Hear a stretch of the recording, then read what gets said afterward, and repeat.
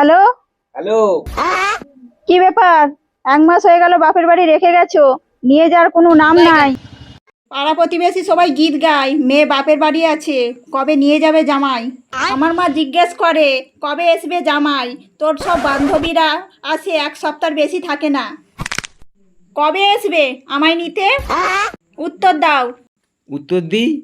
তুমি আমায় থালা বাসন ধোয়া শিখিয়েছো, হ্যাঁ শিখেছি। কাপড় কাচা শিখিয়েছো, হ্যাঁ শিখেছি। এমনকি ঘরে যা যাবতীয় কাজ আছে সবই তুমি শিখিয়েছো। হ্যাঁ শিখেছি।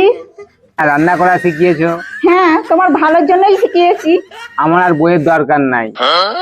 প্লিজ প্লিজ আমাকে নিয়ে যাও, তোমার পায়ে ধরছি, প্লিজ তুমি অমন করো না না। না, তুমি ওখানে একাই দেখো, তোমার আর এসার দরকার নেই, আমি একাই এখানে সব ঠিক আছি।